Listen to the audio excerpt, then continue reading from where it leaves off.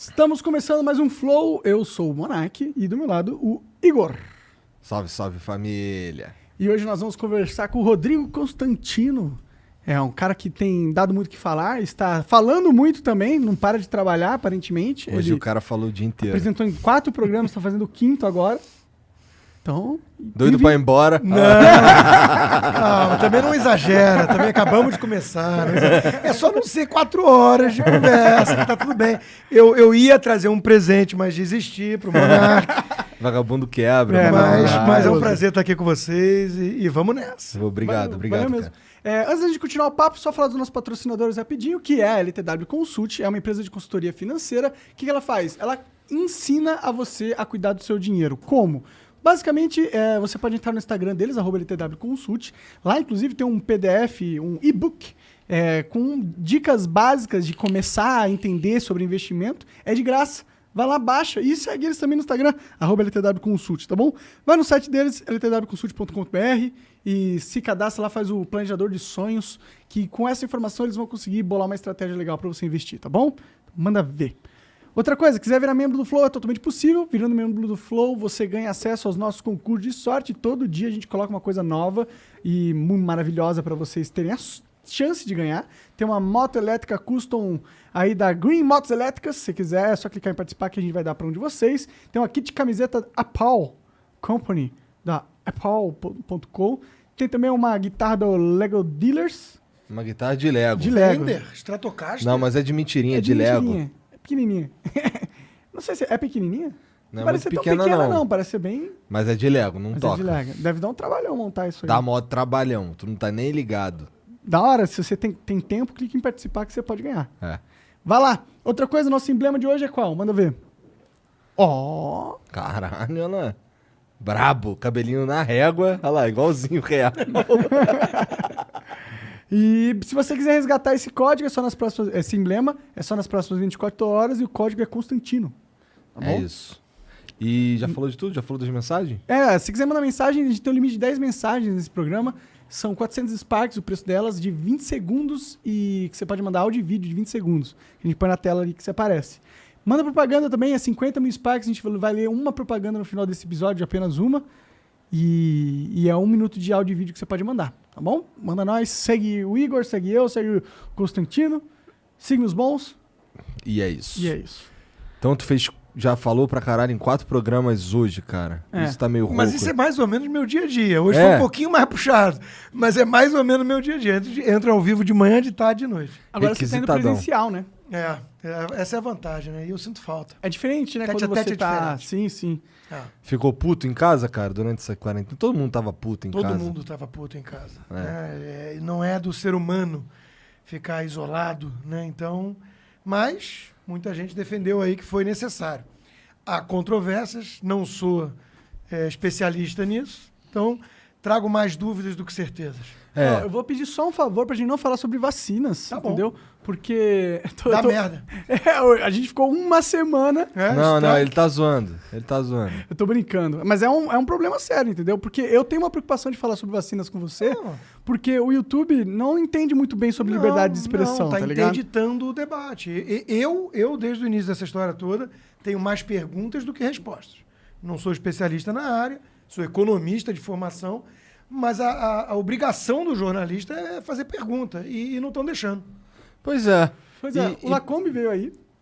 E ele fez algumas perguntas, mas ele também falou sobre alguns estudos que aparentemente não eram verídicos ou tinham sido refutados. Sim. E a gente levou um ban de 1 semana no canal do YouTube de cortes nosso, sem poder postar lá, entendeu? Então é 1 semana sem poder postar cortes, pra gente é impactante. É claro que é, pra todo mundo, né? Sim. Eu conheço muita gente que já tomou strike, já perdeu o canal, perdeu monetização, e isso é uma forma de censura, né? Uma forma de você, de alguma maneira, podar o debate. Total. Aqui o ambiente já começa a ficar não menos livre, mas com uma atenção justamente por isso. Eu estou com uma atenção em conversar com vocês sobre vacinas, porque eu sei que você é um cara... Isso gera uma aula... Não, pior é que, assim, vamos até deixar muito claro, eu não sou anti. Assim, não sou. Fala, eu gosto de vacina. Eu tomei vacina. Você tomou eu divulguei, tomei. E você acha da hora a vacina? Não sei. Só não... O conceito de vacina, você acha da hora? Não, claro, meus filhos são tudo vacinados. Tá certo. Mas Porra! Você sabe que tem um movimento Foi grande longe, nos Estados Unidos, meio contrário a isso, porque na década que eu nasci, de 70, houve alguns problemas ali com algumas vacinas e aí gerou uma resistência. Mas via de regra, é claro que salva a vida. Mas o ponto é esse, né? O ponto é que você vai podando o debate e nesse clima que você estava falando, Monark, a turma se autocensura antes. Exato. E aí o debate já perdeu. Exato. É verdade. Mas o que tu pensa sobre... Porque assim, quem tá privando esse debate são empresas privadas. Então a gente fica mais fudido porque vamos reclamar com a empresa, mas tem um dilema aí. A gente quer que a empresa faça o que a empresa faz mesmo, que é qualquer coisa que ele quiser. E, porra, o cara tá meio que me privando. Eu tô fudido, tô puto. Mas ele não pode a empresa não pode fazer o que quiser. Existe o direito do consumidor. Claro. Eu vou até além. Isso é uma parte da resposta. A outra parte é o seguinte: essas empresas, elas cresceram como plataformas neutras, né? Praças públicas, teoricamente, e elas estão agindo como editoras, como publishers. Elas estão cortando o conteúdo porque elas não gostam. O critério é subjetivo. Aí é outro tipo de regulação. Agora, veja por que não pode fazer tudo, mesmo um libertário entende isso, né?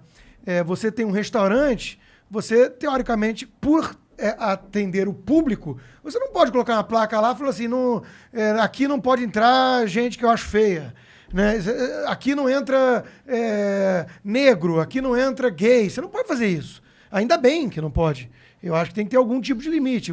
O libertário que acha que só porque é empresa privada pode qualquer coisa, é uma visão bonita, utópica, mas na prática dá cagada. Com certeza, também acho. Em teoria, a liberdade de expressão é um direito universal que tem que ser respeitado pelas empresas. Tipo, a empresa não pode invadir a tua casa em prol do produto dela. Tipo, cara, se precisa do seu terreno aí pra montar uma fábrica, vai lá e invade. Não, ele tem certas regras. Então, ele não pode invadir a minha propriedade intelectual, que é a minha liberdade de expressão. É um bom ponto de ver. E além disso, assim, tem aqueles termos de uso que ninguém lê. Aí tem uns critérios que são vagos e elásticos, né? E pouco transparentes. E isso é uma reclamação que muita gente tem feito. Né? Pô, tá bom, eu vou jogar de acordo com as regras do jogo que você está definindo aí. Mas pelo menos deixa eu entender direito as regras. Hoje isso não está acontecendo. Hoje você é banido, você é suspenso, você é desmonetizado sem entender muito bem de onde veio o troço. Então isso é mais desleal ainda, né? E infelizmente, eu não sei, você vai concordar comigo com certeza, não sei o Igor, mas eu acho que existe um viés dessa censura que é um viés que olha para os casos do radicalismo na direita mais do que olha os casos de radicalismo na esquerda. Igor, não concorda com isso?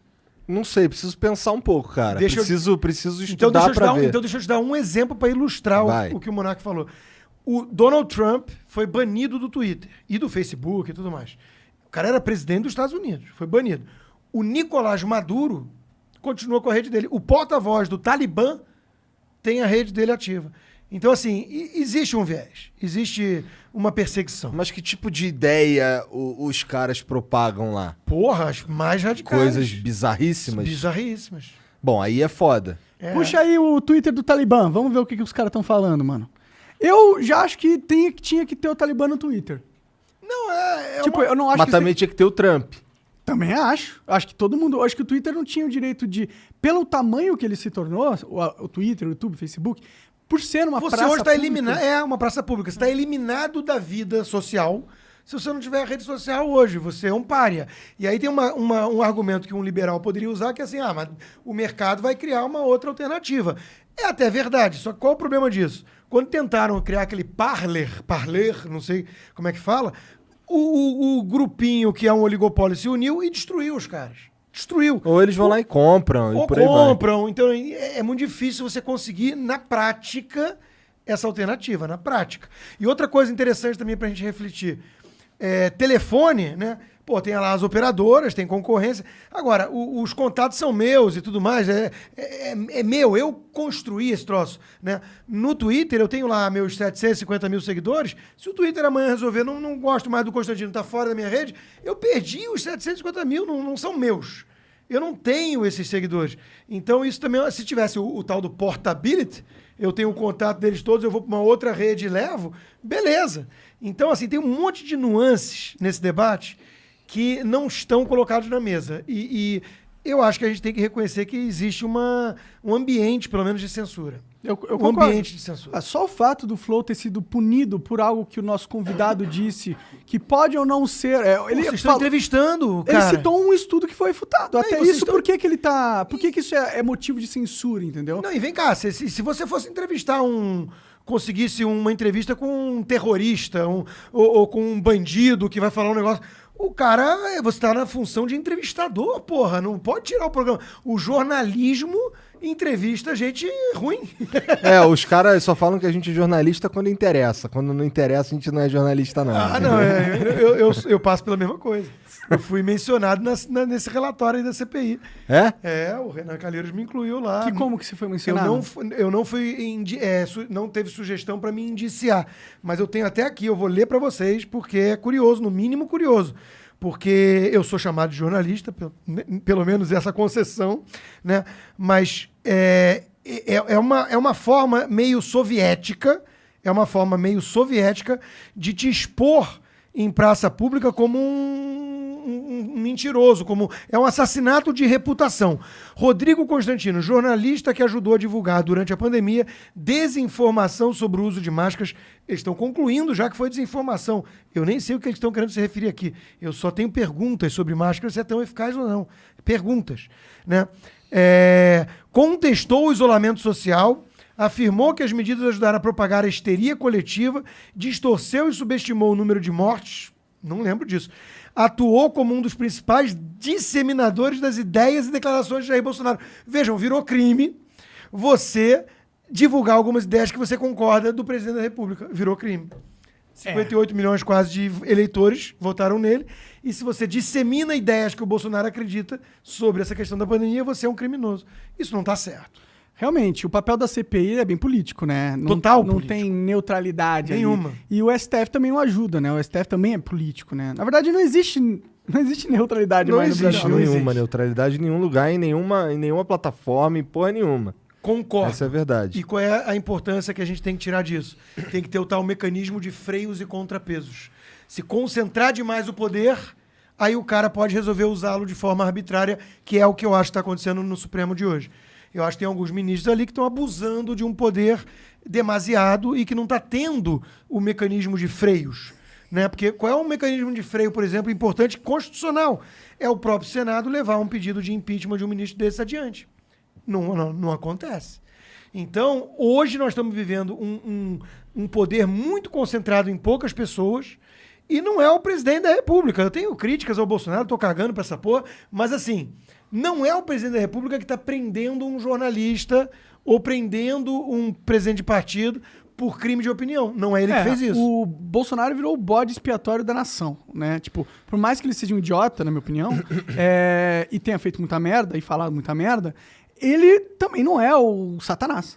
Não é o causa, né? Tipo, o Bolsonaro podia morrer amanhã que o Brasil ia continuar um lixo. Cara, isso pra mim é fundamental o que você disse agora, porque a gente pode concordar daí. Eu acho o Bolsonaro tosco em vários aspectos. Eu acho que ele não é que ele pisa em casca de banana, ele atravessa a rua pra pisar na casca de banana, né? Ele faz muita merda, fala muita merda, tem um clima combativo demais, que às vezes o país cansa, que a gente precisa de um pouco de paz.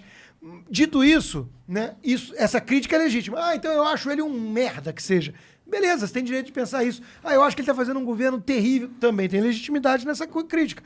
Não dá pra virar e falar assim, ele é o vírus, ele é o coronavírus, e fingir que não tá morrendo gente na Argentina. Isso é sacanagem. Então, a minha principal crítica, e eu sou chamado de bolsonarista, não ligo pra essas porra, mas assim, se você for acompanhar o meu trabalho de fato, né, e eu entendo que não dá pra acompanhar tudo, porque nem eu consigo, eu falo muito, mas assim, a verdade é que eu tô muito mais atacando e criticando os críticos desonestos do presidente que estão, em vez de fazer crítica construtiva ou legítima, estão demonizando o cara é o Hitler reencarnado, né, por interesses políticos e de poder, eu estou muito mais atacando eles do que defendendo o Bolsonaro.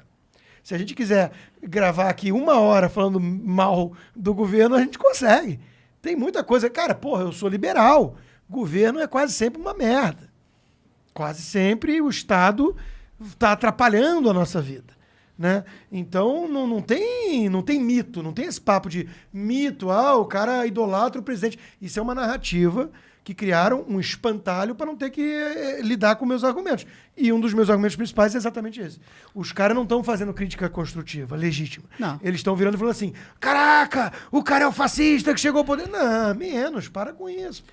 Sim. Até porque quando você faz esse tipo de comentário, esse tipo de crítica, entre aspas, o que você está fazendo é fortalecendo a base do cara. Então, quando você ataca... Porque nem o lance da vacina lá que ele falou que não sabia se ia virar jacaré.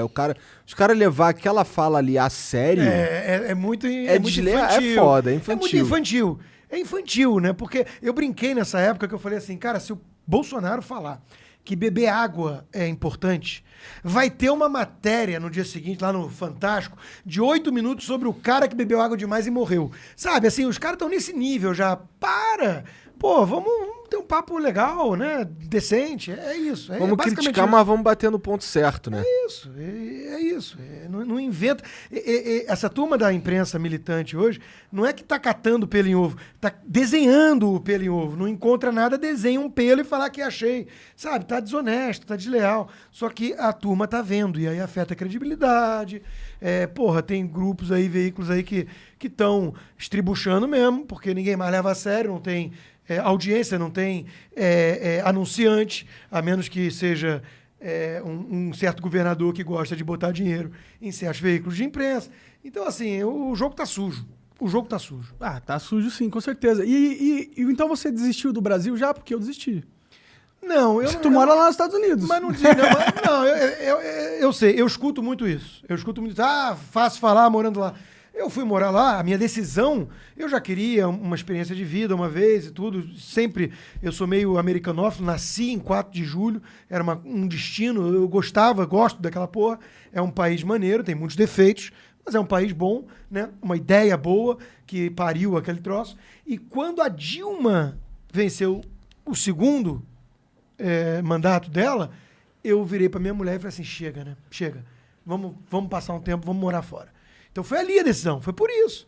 Aí, porra, assim, gostei, tô há 6 anos, é boa, a qualidade de vida é boa.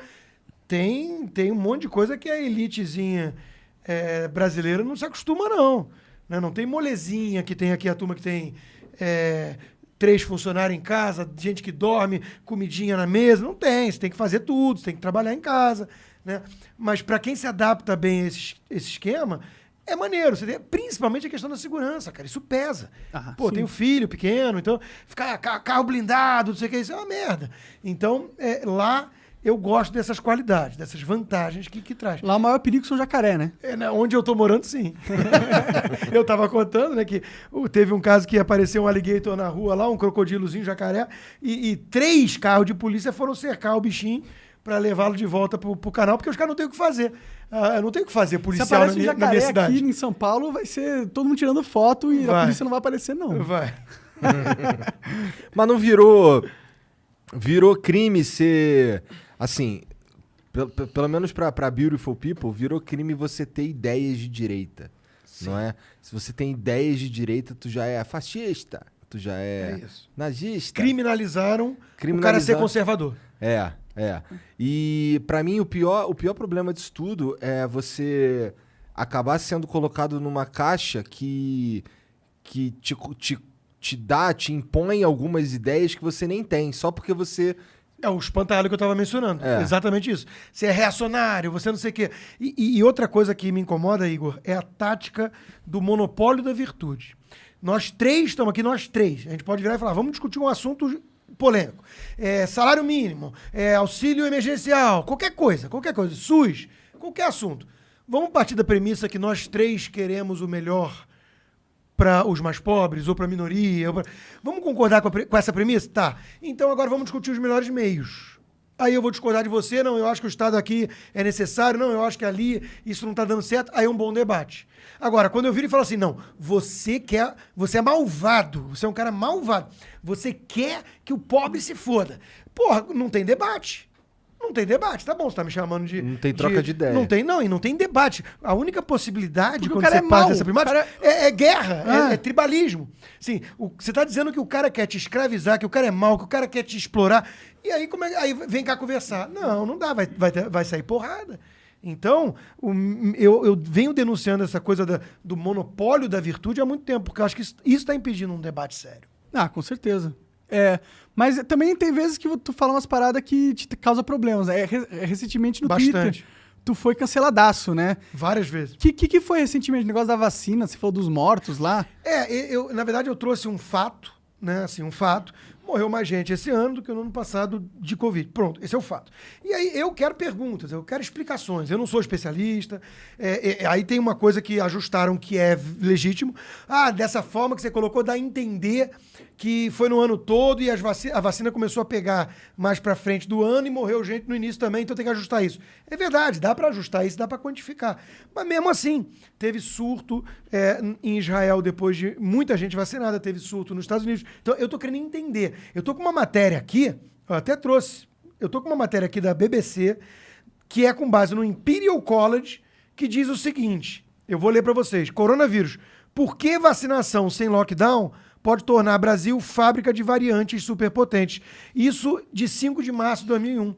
Então já tinha essa preocupação, isso é do Imperial College, que a mídia usa como fonte.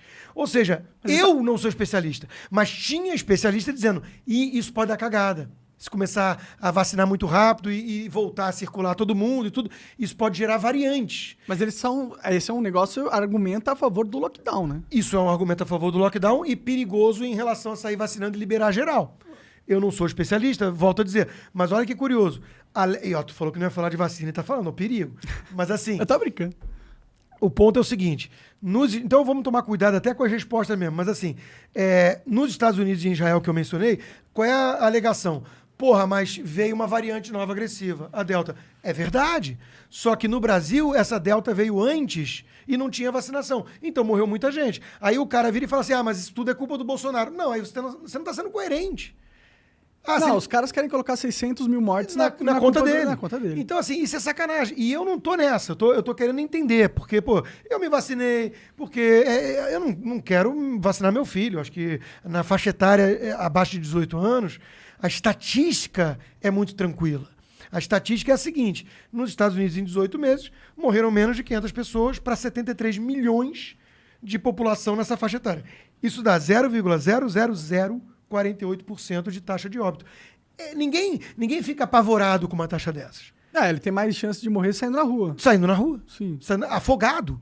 Porra, lá tudo tem piscina naquela porra, morre 4 mil pessoas por ano afogadas nos Estados Unidos. Então, no mínimo, tá mal calibrado o debate. Então, eu tô tentando, e mais do que tudo, Monark, eu tô tentando resgatar a possibilidade de debater. Então, assim, eu provoquei, botei lá os dados, falei, são apenas fatos. Porra, fui cancelado, me mandou e-mail aos fatos, o UOL me esculachou, os caras estão rebatendo um tweet. O UOL me rebateu quando eu perguntei das máscaras, é que eu falei uma merda também, eu falei que... Existem países menos vacinados que já liberaram as máscaras. As máscaras, na Europa que existiu. E parece que a maioria dos países liberaram as máscaras. Já estavam mais vacinados que o Brasil, Entendi. entendeu? Então eu falei uma merda nesse sentido. Mas e aí o UOL refutou, certo? Porque Tudo eu bem, tava errado nos fatos do ali. jogo, né? É do Sim, jogo. é. Eu recebi uma mensagem agora, isso foi engraçado também. Essa foi engraçada. Eu vou ler também para vocês, porque não deixa de ser divertido. Uma pessoa do Poder 360 mandou a seguinte mensagem no meu WhatsApp. Rodrigo Constantino, tudo bem? Aqui é vamos falar o nome, a Gabriela Oliva, redatora do jornal digital Poder 360. Um tweet do seu perfil oficial no Twitter fez uma comparação entre o número de mortes em 2020 e 2021 para sugerir que as vacinas não tiveram efeito na redução das mortes. Para uma reportagem, gostaria de saber o que o senhor quis dizer com esse post. Aí eu respondi assim, você já disse o que acha que eu quis dizer, não? Ela na premissa dela, ela diz, você botou o tweet pra isso. O que você quis dizer com isso? Não, faz a pergunta direito. O que você quis dizer com isso? Em vez de afirmar que eu quis dizer que não é eficaz a vacina. Até porque meu ponto não é em relação ao indivíduo. Eu me vacinei. Minha dúvida é exatamente essa do Imperial College. Será que a vacinação em massa pode ter produzido as tais variantes? Eu não sei, eu não sou especialista. Mas você concorda que isso é um ponto, um argumento, não que é contra a vacina, entendeu? Mas que é a favor do lockdown. É a favor do lockdown um pouco. Mas é contra achar que, tipo, mina um pouco da eficiência, da credibilidade e da eficiência das vacinas. Mas cá entre nós, tá acontecendo. Olha só, outra interessante de hoje também. Essa é bem interessante, né? Porque tá aqui, ó, saiu no Globo.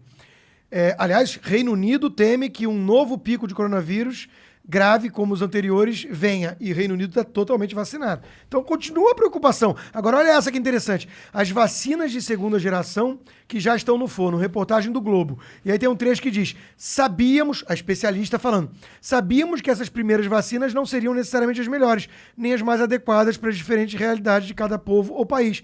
Bom, isso faz sentido, né? Claro que faz sentido. Da velocidade. Claro que faz sentido. E eu entrevistei alguns especialistas que disseram isso. A vacina primeira não vai ser melhor.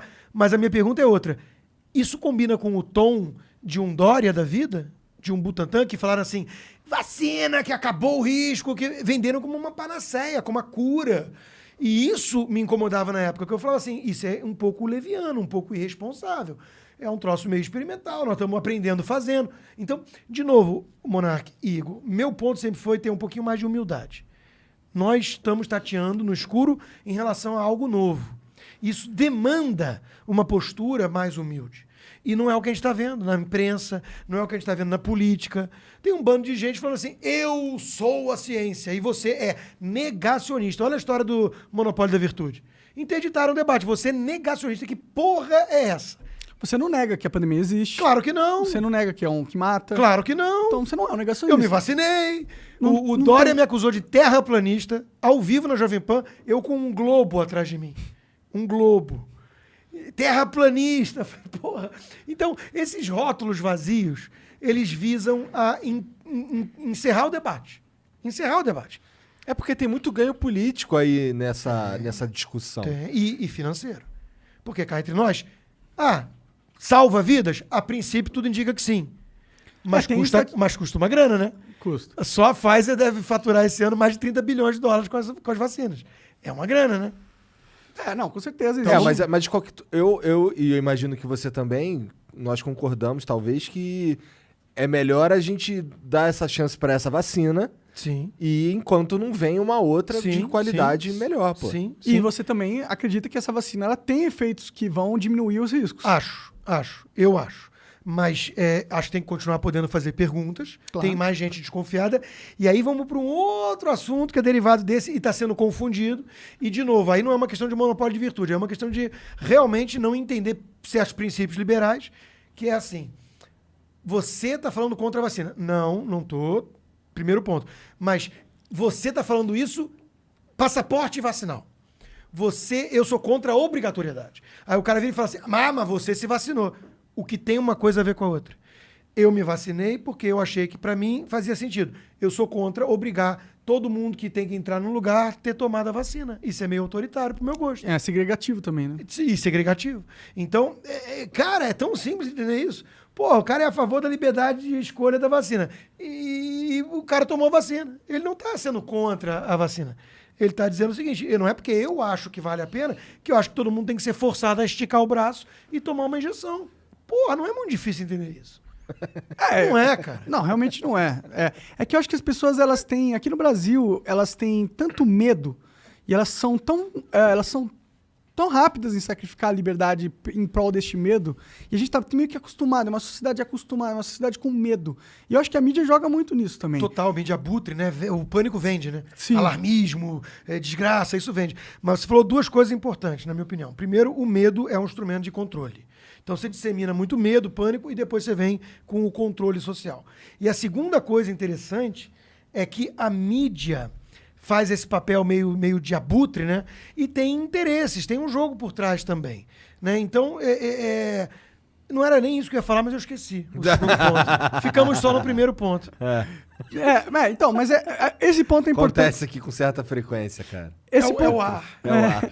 O ponto é esse ponto é importante, que é o ponto de a gente não pode criar cidadãos de segunda classe. A gente não pode ter leis que impeçam a pessoa de ter oportunidade, às vezes porque elas não tiveram acesso à vacina. Sim. Muita gente que não se vacinou, provavelmente aqui no Brasil não tem, tipo... Aqui a gente tem um nível de aceitação à ideia de tomar vacina altíssimo. Exato. Muito diferente dos Estados Unidos, por E exemplo. da França. A França tem um movimento lá radical também contra.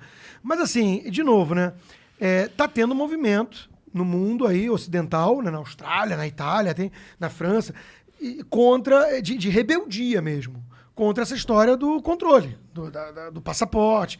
E isso eu acho saudável. O meu lado rebelde, ele gosta disso, porque liberdade não vem como licença, não. Liberdade foi conquistada a ferro e fogo. a duras penas, ferro e fogo.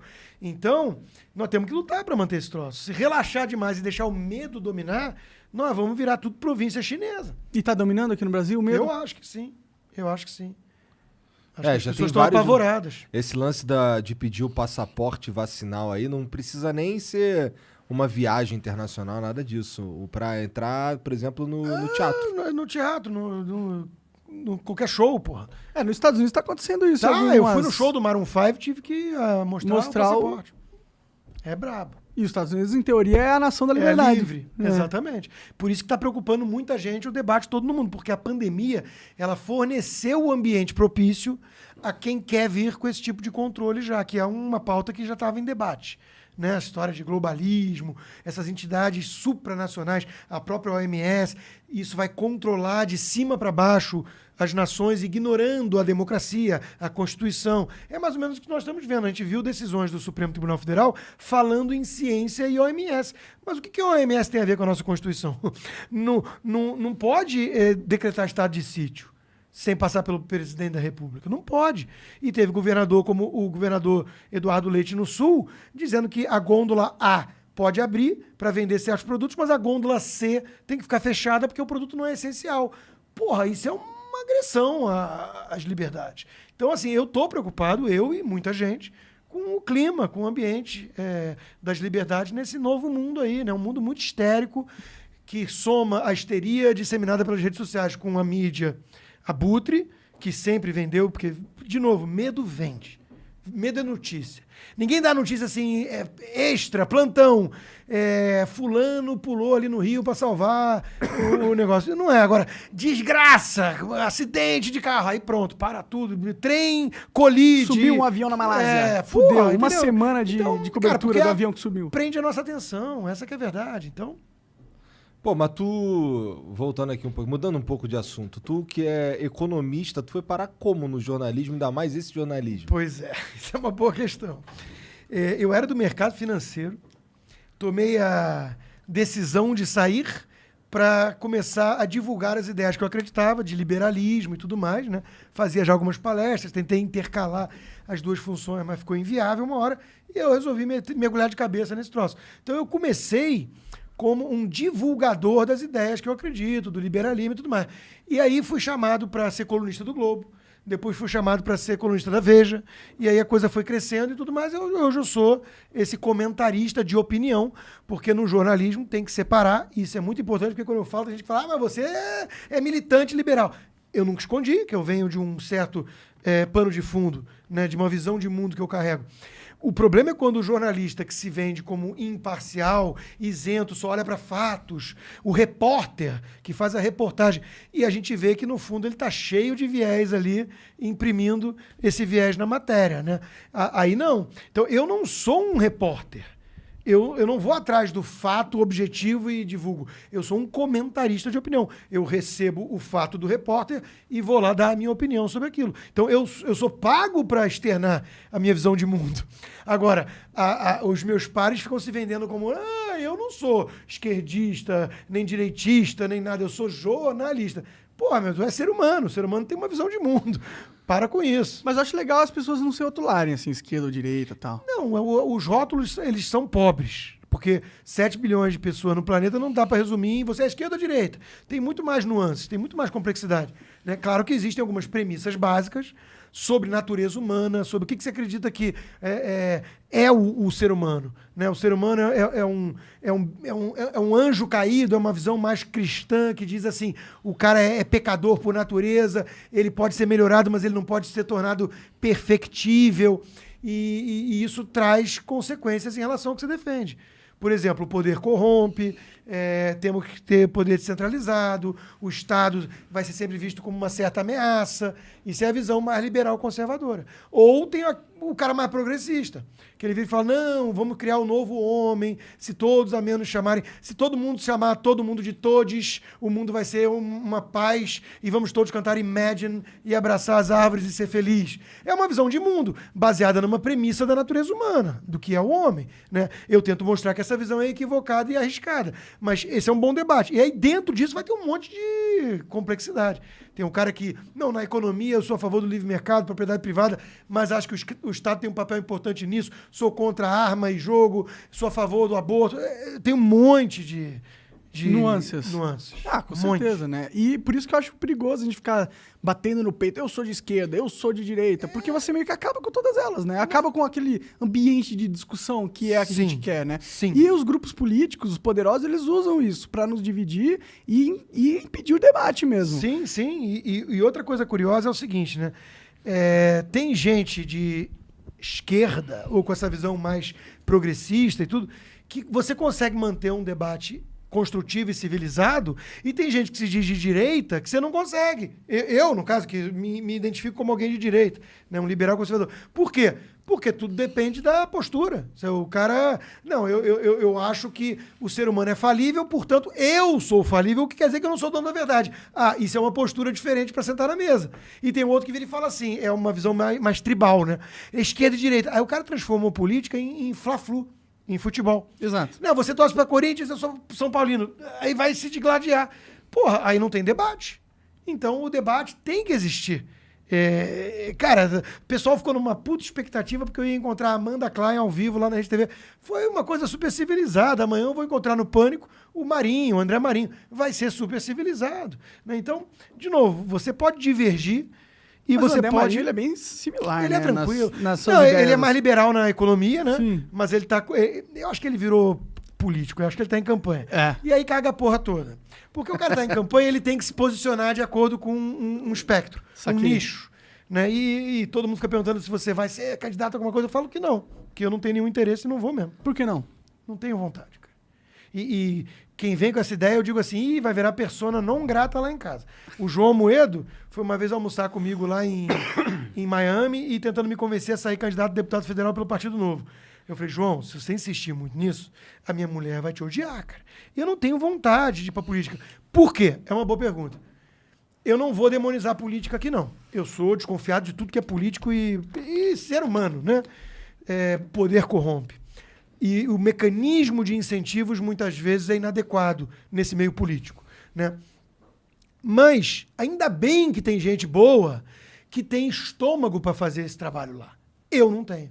Então, se eu fosse para política, eu ia ser ou morto, ou eu não ia me corromper, quero crer que não, então eu ia ter que ir pra porrada com um bando de monstro do pântano, mafioso que tá lá nesse troço há 30 anos, e que não ia dar certo.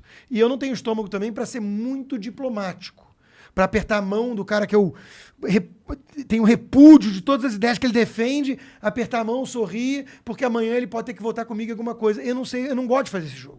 Mas eu acho que a gente tinha que ter uns caras que não gostam de fazer esse jogo lá, né? Tinha, mas não é tu. Mas não só não sou eu, como tem um problema. Tem uma turma que se vende como isso e chega lá e rapidinho se adapta. Se adapta. Então, cara, político é foda. Eu vou contar uma história pra vocês interessante. Tem um amigo meu, que eu vou poupar o nome, ele era filho de um médico conhecido no Rio e tudo, e ele virou político. Ele namorou uma menina, que era amiga minha também, 3 anos de namoro. Aí ele ficou um tempo sem vê-la, já político, reencontraram-se, aí foram almoçar. Aí ela me contando isso depois. Rodrigo, ela nem me chamava de Rodrigo, chamava pelo meu apelido, que eu não vou revelar. Aí... Diguinho. Quase isso. Aí, Rodrigo, eu não acreditei na postura do Felipe. Eu falei, por quê? Ele começou a falar comigo, e aí, como é que você tá? E tudo bem, quanto tempo? E eu falei assim, pô, ele tá sendo, né, atencioso. Aí daqui a pouco eu vejo que ele vira pro garçom e faz igual. E aí, não, beleza. Aí passa alguém, ele, ei, você, quanto tempo? O cara virou um fake, né? Por quê? Tá sempre pedindo voto. Eu acho que entra no automático, entra no default, né? Então, assim, o político, cara, antes de qualquer coisa, precisa ser eleito. E aí isso já muda um pouco a postura. O que você acha de... Lá, agora vai. Não, vai. Não, eu falei Ah, tá, vai. O que você acha de quê? de democracia direta. Perigo. Você acha? Acho. Vou te falar por quê. Na Suíça, lá com os cantões, que são bem descentralizados e tem uma população mais homogênea, com uma certa cultura, isso dá certo. Na Venezuela deu cagada. E aí tem a ver com cultura, com instituições e com o tamanho dessa população direta. Porque, olha só, a democracia surgiu na Grécia Antiga, a polis, a ágora, só que a ágora era para reunião de condomínio hoje em dia. Né? Você conhecia as pessoas, e isso é diferente. Você está vendo o cara, você está debatendo. Democracia direta para 200 milhões de pessoas para debater tudo que é assunto. O que você pensa de tudo? Isso vai dar cagada, vai ser populismo na veia, vai ter manipulação. Então, eu acho muito perigoso Mas isso. já não acontece isso? Também acontece. E será que o problema do nosso atual sistema não é a representatividade? Porque a gente coloca uns caras lá, que por 4 anos a gente dá uma carta para eles fazerem o que quiserem lá, durante 4 anos, e eles estão longeão, lá em Brasília. Será que esse não é meio que o problema? Total. Só que você está certo na conclusão, na minha opinião, mas por outros motivos. Há uma crise de representatividade. Por quê? Exatamente. Tão longe, o mecanismo de voto no Brasil é podre porque tem fundo partidário, tem coligação, os caciques mandam e são sempre reeleitos. Então, tem 30 e poucos deputados dos 500 e cacetada que foram eleitos diretamente. Então, existe uma crise de representatividade porque o nosso modelo está todo errado. Então, não tem federalismo. Agora, não necessariamente acabando com a democracia representativa. Entendeu? Então, é melhorar o mecanismo de representatividade. Nessa minha ideia, não seria acabar realmente a representatividade da democracia, porque é claro que você não vai esperar que 200 milhões de pessoas debatam sobre se tem que colocar uma usina nuclear em Natal, sei lá. Não espera nem que eles tenham capacidade de discutir isso. Mas não significa que a gente não pode criar um sistema para certos assuntos. Ou onde ele tem o controle de, por exemplo, um aplicativo. Ele quer plebiscito no aplicativo. Plebiscito para coisas pontuais. Não só para coisas pontuais. Tipo, o cara seleciona o representante dele no aplicativo. Ele vai continuar tendo a política representativa. A única diferença é que ele pode selecionar o cara no aplicativo, em vez de ter que esperar 4 anos. Ele pode tirar o cara a hora que ele quiser. Então, eu ia falar exatamente isso. Um dos mecanismos interessantes que existe nos Estados Unidos, e a Califórnia acabou de passar por isso, é o recall. Então, você, assim, porra, o cara tá muito ruim, você vendeu o gato por lebre. O cara enganou o eleitor, estelionato eleitoral. Vamos dar um recall e tirar o cara. Isso é mais um instrumento. Agora, se pudesse ser... a gente tá na era digital. Exato, é isso que eu tô falando. Sim, sem dúvida. Porque aí é fácil. Aí você, a física nuclear, eu vou deixar o cara escolher aqui por mim, eu não entendo sobre essa porra. Mas tem esse voto aqui sobre maconha, que eu sei que você deve ser contra, provavelmente, mas tem nesse voto aqui que o meu representante é contra, mas eu sou a favor. Então, só nesse voto aqui eu vou tirar a minha fração do poder democrático que eu tinha cedido a ele e vou colocar contrário. E aí, ele não me representa nessa questão. E eu tenho mais controle do que eu quero na sociedade. Isso que você está descrevendo não deixa de ser uma forma de descentralização, que é exatamente o que eu estava falando. Exato. Então, sim, aí você está discutindo o instrumento, o mecanismo. É uma forma de democracia direta também.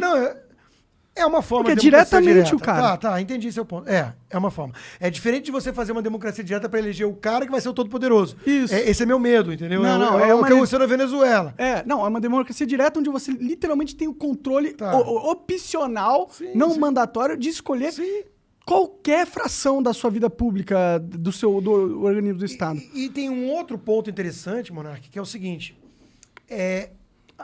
Há um excesso de politização de todas as esferas da vida humana hoje. E esse é o grande problema. Porque, de novo, nós estamos discutindo as formas de escolher e quais assuntos que a gente deve escolher de forma democrática, mas não é tudo. Por exemplo, não vamos votar todos para ver se você pode usar ou não um casaco cinza à noite. Sim. Porque você entende que tem uma esfera de privacidade onde não é Sim. dane-se o que pensa o resto. Sim. Então, a esfera, o escopo da politização está avançando de forma doentia. Os caras estão achando que tem que ser votado pela democracia para o Estado controlar tudo. Tudo.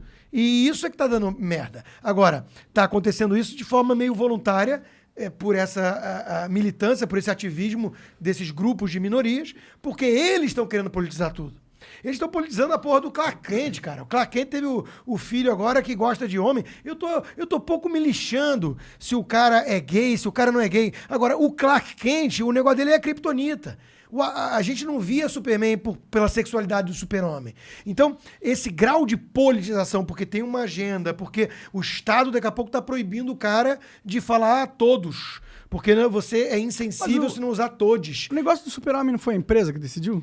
Não, foi. A Disney, aliás, a DC, Marvel, todos eles estão indo por esse caminho porque tem muita pressão de uma minoria barulhenta. Mas aí o mercado vai dizer se isso funciona ou não, né? O mercado está dizendo. Caiu muito. Hoje eu entrevistei até o Luciano Cunha, que é um cara que devia ser mais conhecido no Brasil, porque ele tem os quadrinhos, criou o personagem Destro, criou o personagem não é, qual é o nome do primeiro? Agora até esqueci. Mas que é o cara que quer bater em político. Então, assim, ele fez muito sucesso, está fazendo sucesso lá fora, e hoje estava conversando exatamente sobre isso com ele. Ele falou assim, a venda desse pessoal desabou. Então tem um famoso quem lacra não lucra, que a gente diz, né? O problema é que vem junto com uma cultura do cancelamento, vem junto com aquela coisa que você falou bem no comecinho, pô, a gente acaba se censurando, porque, pô, ninguém quer ser alvo amanhã de uma campanha numa rede social. O cara tem CEO, o cara tem CFO, o cara tem acionista, aí vem lá o Sleeping Giants chamar um bando de chacal e hiena e falar, ataca essa empresa hoje porque eles deram espaço pro Constantino. Porra, é o excesso de... Já aconteceu isso? Já. Eles atacarem uma empresa porque deu espaço pra você? Já. Sério? Já. Porque quando eles vieram aqui, eles falaram que eles só atacavam quando uma empresa comete algum crime. Não, eles tentaram destruir a Gazeta do Povo, que é um jornal centenário do Paraná, porque me manteve no quadro depois daquela polêmica lá toda do estupro, da Mariana Ferrer e os cambal. Entendi. E assim, sorte que os caras aguentaram o rojão, mas perderam uns 10 anunciantes. Entendi. Essa polêmica aí foi bruta, né? Foi, e agora saiu a decisão na justiça de que não foi considerado estupro, porque faltava substância. Entendi. Né? Então, assim, de novo, minha preocupação na época, qual era? Outro assunto interessante. A banalização por conta de um movimento feminista cada vez mais radical, que diz o seguinte, se a mulher disse que foi estuprada, ela foi. E o meu ponto era justamente assim, vem cá, o que aconteceu com o devido processo legal, com todos os inocentes até que prove o contrário, e com a lembrança da natureza humana, porque eu sou o conservador, né, de que mulher também mente.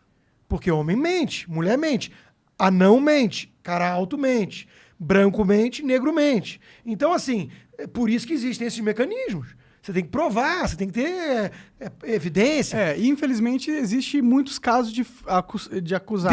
Denunciar o maior, o mais Neymar. Famoso é o Neymar. É o Neymar, e quase podia ter destruído a vida do cara. Podia Então, mesmo. essa era a minha preocupação na época. Era essa, a banalização. Aí falaram que eu fiz apologia ao estupro, porque veio um negócio ridículo, entendeu? Então, Cara, deve ser muito difícil ser você. é difícil. Mas tem que ter casca grossa, viu? Tem que ter casca grossa.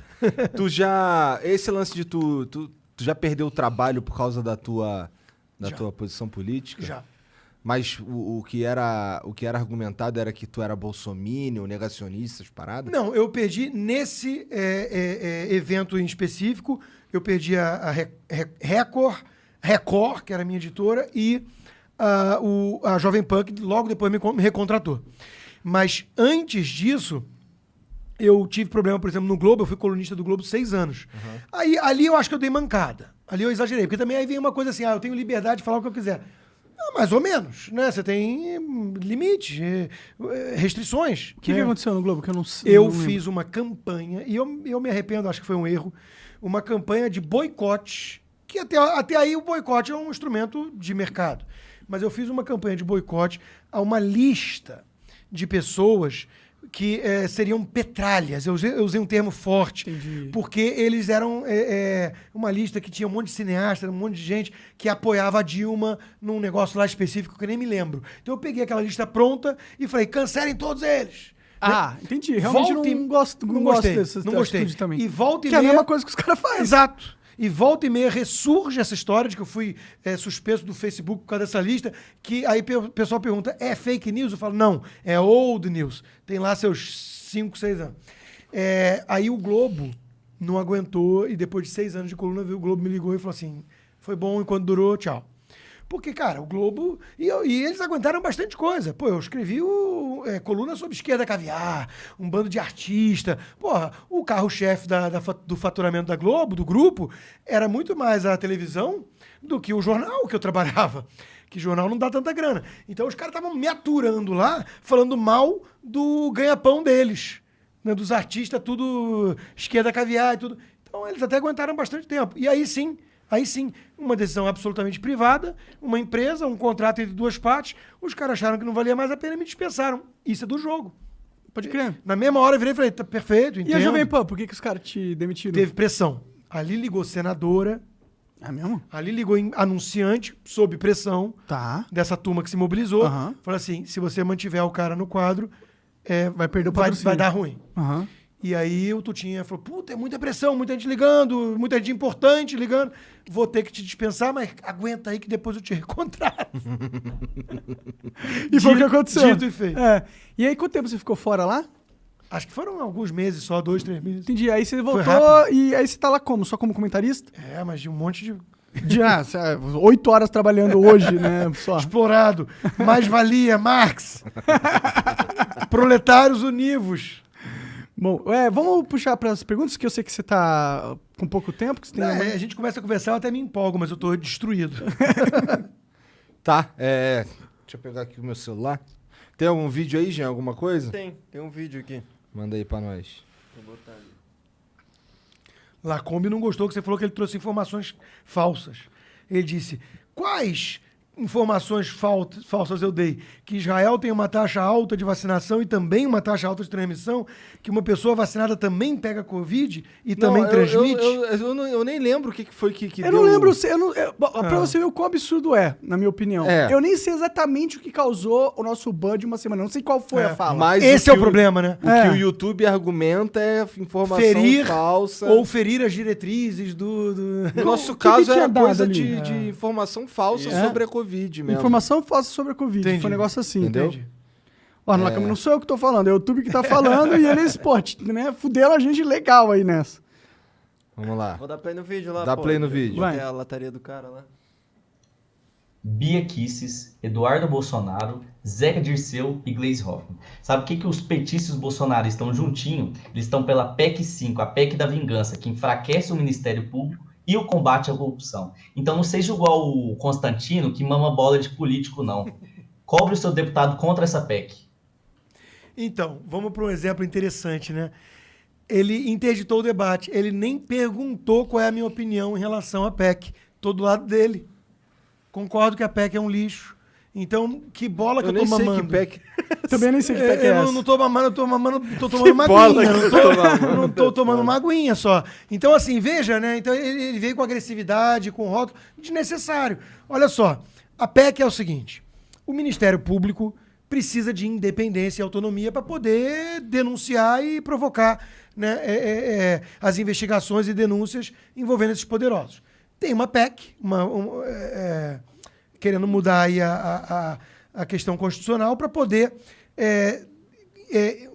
permitir maior ingerência política no Ministério Público.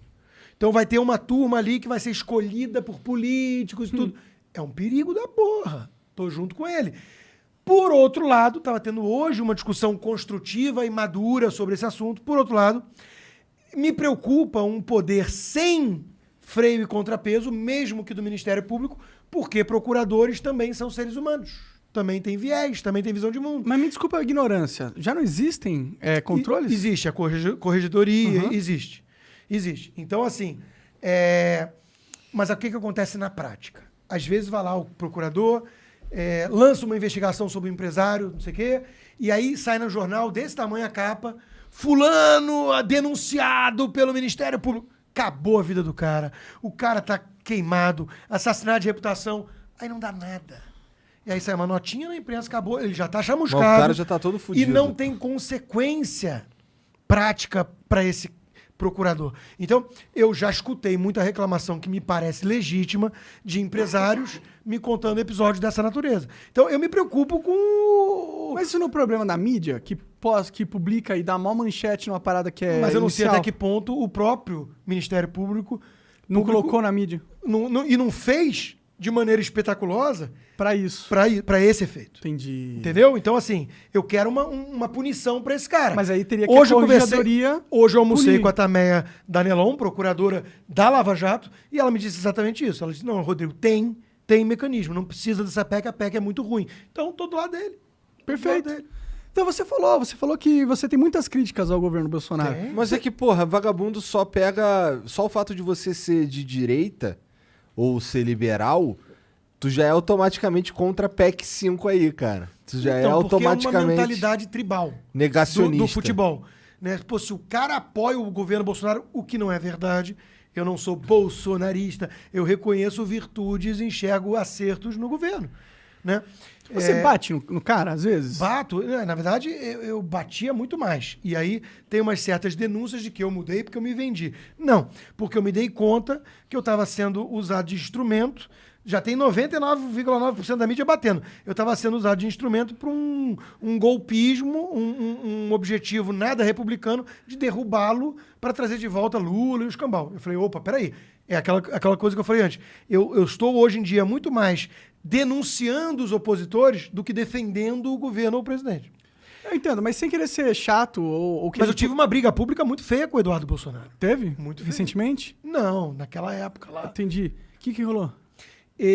Quando ele foi indicado para embaixador Você nos falou. Estados Unidos, eu falei, isso é um absurdo. O cara tem 35 anos, que é a idade mínima, o cara mal fala inglês direito, isso é nepotismo. Pô, denunciei feio. Continua pensando assim? Acho que foi um erro tremendo indicá-lo, né? E aí ele veio a público dizendo que eu quebrei o Banco Marca. Aí eu falei assim, oi? Eu fui estagiário, naquela época que o Banco Marca quebrou, eu tinha 21 anos, eu era estagiário do Banco Fonte Sindan, que foi o outro que quebrou. Nem era o Marca, ele errou tudo. Você era um puta péssimo estagiário, hein? Pra quebrar um banco. E ainda falou que eu era chefe do departamento de economia. Eu era estagiário de análise de empresas, que era um departamento que não tinha nada a ver com o que deu prejuízo pro banco. Então você percebe que esses caras, na hora que você foge também do jogo político deles, eles vão quebrar você até você não aguentar mais. Mais do que isso, o bolsonarismo, ele exige lealdade pessoal. E a minha lealdade nunca foi a pessoas. A minha lealdade é a princípios. Ideias, né? A ideias. Então, o João Amoedo, eu acreditei muito, ajudei muito a crescer o Partido Novo, a dar uma coloração liberal nas ideias. Quando eu comecei a ver o partido, não o Partido Novo, o João Amoedo, acordando e dormindo, obcecado com demonizar o Bolsonaro, e não em críticas construtivas, mas o que parecia ali ou vaidade ou um jogo de poder, eu falei assim, não, isso está errado.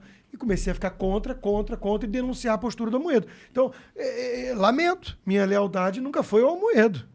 Então, assim, e minha lealdade não é, porque nem existe, ao Bolsonaro. Então, de novo, são princípios, são ideias, são valores. E, acima de tudo, com o país. Eu quero que essa porra dê certo, cara. Por que eu saí? Porque tá ruim. Eu quero melhorar. Então, assim, meu compromisso é com o Brasil.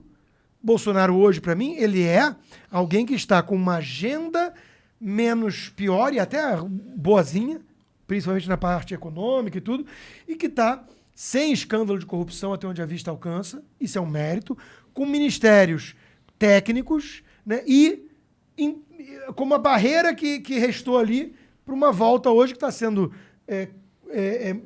manipulada e orquestrada por vários setores do Brasil aí, do PT, que destruiu o país, cara. Destruiu. Então, assim... Escândalo de corrupção, tu quer dizer algo grandioso, não é tipo defender os filhos. Não, é coisa grande. Escândalo... Que aconteceu no governo atualmente. No governo nesses mil e poucos dias. Aqueles negócios de R$1 por vacina lá, que rolou esses... Mas não teve o desembolso.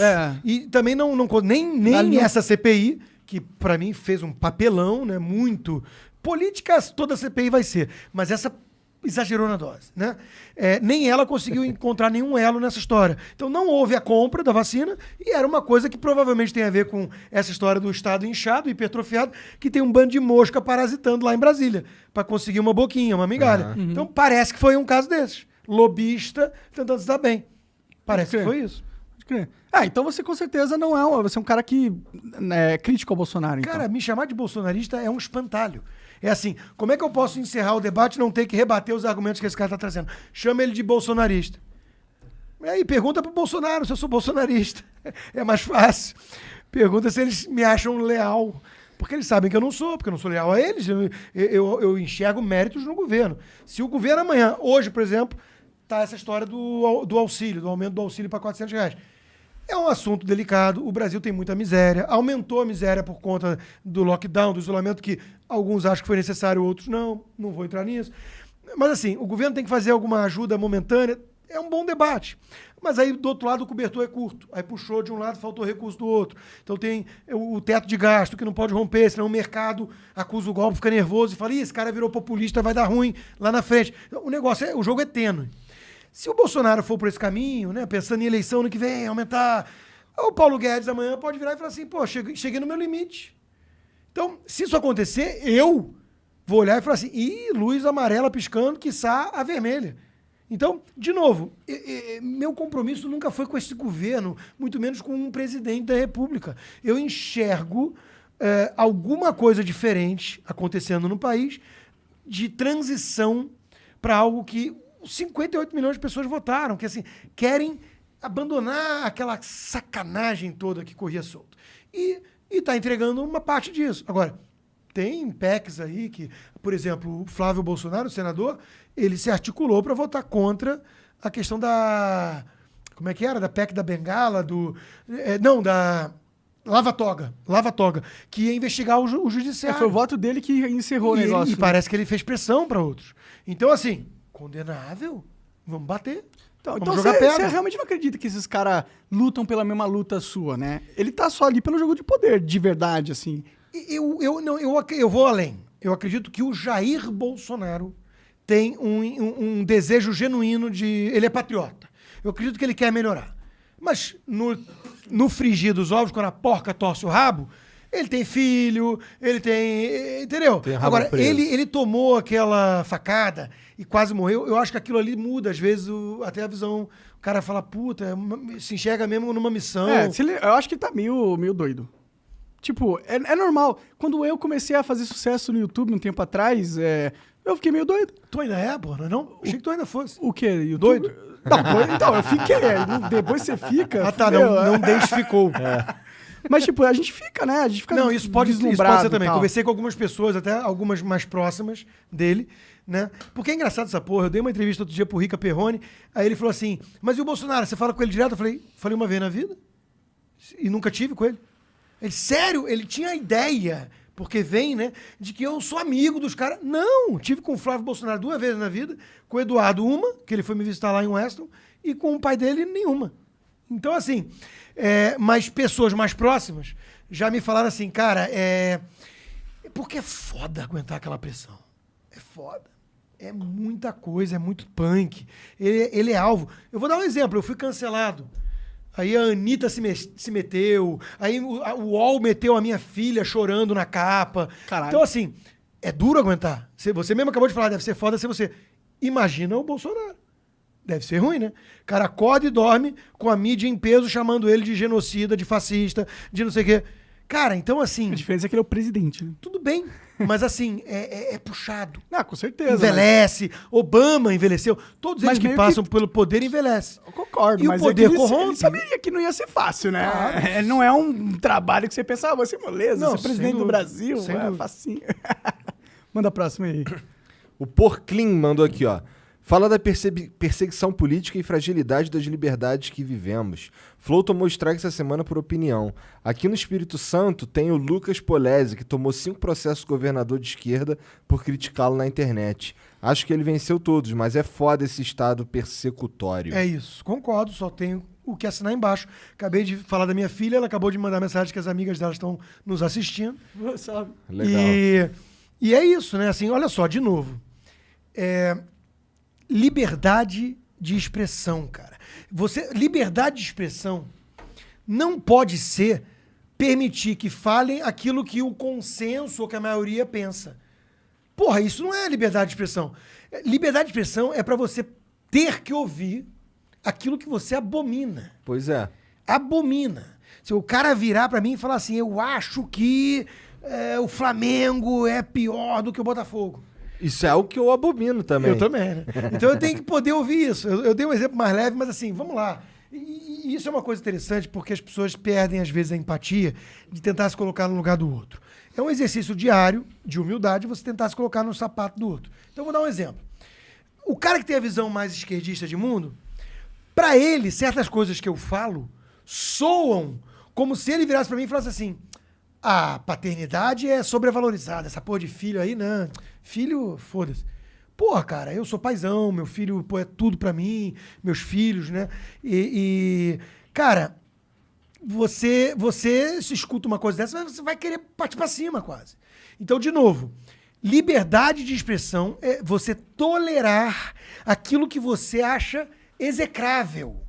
E as pessoas estão subvertendo o conceito da palavra tolerância. Tolerar não é respeitar. Não é respeitar. Respeito é uma coisa que você ou conquista ou não conquista. Não é todo mundo que merece respeito.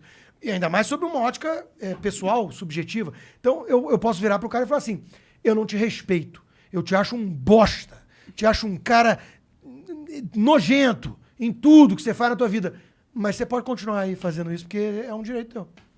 Isso é uma postura liberal. E isso está faltando no mundo. As pessoas estão virando e confundindo as coisas. Ele não acha a minha visão de mundo legal. Então ele não me respeita. Então ele não é um cara tolerante. Então ele não pode ter direito de falar. Eu só não sei se isso é uma visão liberal. Acho que Eu é acho uma que é visão coisa do ser humano. humana da coisa, entendeu? Mas é associado historicamente a uma luta de figuras como John Stuart Mill, que escreveu um livrinho chamado Da Liberdade, que é um manual sobre isso. E ele era um liberal. Então, assim, a trajetória dessa ideia, porque nem sempre foi assim e nem em todo lugar é assim. Isso é uma coisa meio nova. Você aceitar que uma opinião que não é só divergente, é rejeitada com veemência por uma maioria, mereça ser tolerada. Não respeitada, mas tolerada. Isso não é uma coisa muito comum na história da humanidade, não. Sim, mas ao mesmo tempo é essencial. Um outro cara que a gente conversou que pensa exatamente igual, por isso que eu não sei se é tão liberal essa ideia, é o Glenn Greenwald. Não, mas o Glenn Greenwald é uma esfinge. Porque ele é um cara associado a ideias de esquerda e de vez em quando ele manda umas que eu vi e eu assino embaixo. Não, conversei com ele e sobre liberdade de expressão, o cara é uma máquina. Sobre imprensa, Sim. as críticas que ele faz à postura da mídia, sobre a questão do banimento do Trump, sobre a questão da Rússia, não sei o quê. Ele tem um monte de pontos de vista. Ele foi banido do próprio site porque quis fazer uma crítica ao governo Biden. Isso. Ele falou que ali estava todo mundo muito politizado e perderam a essência da crítica, da liberdade de poder atacar. Então ele tem umas coisas muito interessantes. Realmente. Veja que coisa. Jean, tem um vídeo aí do Arthur Leão. Hã? O vídeo já foi. Do Arthur Leão. Então, esse foi o vídeo que já foi. É? Tá. Aquele vídeo que passou lá no começo. Então o João Lindenberg manda aqui, ó. Fala, Igor e Monark, beleza? Queria mandar uma mensagem especial pro Monark. Obrigado por me dar memórias incríveis na minha infância com o teu canal. Muito feliz por ti e pelo Igor. Outra, chamem o Jorge Paulo Leman pro Flow, seria sensacional. Tá chamado aí. Sim. Mas Seria- acho que tem que vir da Suíça, né? Acho que ele mora lá. Eu acho que ele tem dinheiro pra vir aí. Não tem voo de saco. carreira. Não vou de carreira. Da classe econômica. Ele vai vir apertadinho, mas ele vem. Seria massa também o Ryan Santos. Ryan também nem mora aqui, ele mora nos States. Ele tava aí esses dias aí, que ele fez com o Cometa o negócio. É? Hã? Lá no Rio? Ah, tá. O Bruno 1017 diz aqui: Fala, Constantino, boa noite. Tem como mandar um salve pra Cíntia? Ela é muito sua fã e te acompanha sempre. Cíntia, um beijo e obrigado pela audiência e preferência. E é isso. É isso, então. Cara, obrigado. Vamos te liberar que tu tá cansadão, cheio de sono. Muito bom, muito legal. Bate-papo, porra. Muito, Vamos ter que marcar muito outro. legal. Vamos marcar. Eu pretendo vir com mais frequência. Se o Alexandre lá não quiser me prender, por criticar o Supremo, né? É Eu, foda. o Roberto Jefferson passa do limite. Né? Passou muito. Ele passou aqui que ele falou que ele foi Ele falou que pra mim, na minha live, eu virei e falei, nós temos esse problema do arbítrio, do poder, decisões inconstitucionais do próprio guardião da Constituição, um dilema. O que fazer? Ele tirar na bala. Caralho, aí foi longe demais. Aí é foda. Aí é Bom, mas o Bolsonaro foi uma merda igual também, né? Do Supremo, não. Falou que não ia respeitar as leis, as decisões do Supremo. É um pouco diferente tirar na bala. É um pouco diferente, realmente. É bem diferente. É bem diferente. Mas é preocupante do mesmo jeito. Mas, Rodrigão, pô, obrigado, cara. Valeu, eu que agradeço aí. Como é que faz pra te seguir o nas espaço. redes aí? R Constantino no Twitter e Rodrigo Constantino 1976, o ano que eu nasci, no Instagram. Tá. Que é uma rede que eu uso mal pra burro, tem 850 mil seguidores lá e não uso muito bem. Mas tem lá eu baterista também, eu posto Entendi. meus vídeos tocando bateria lá. Da hora, Maneiro, show de maneiro. bola. Então é isso. Valeu todo mundo que assistiu aí. Obrigado pela moral, obrigado pela audiência. Até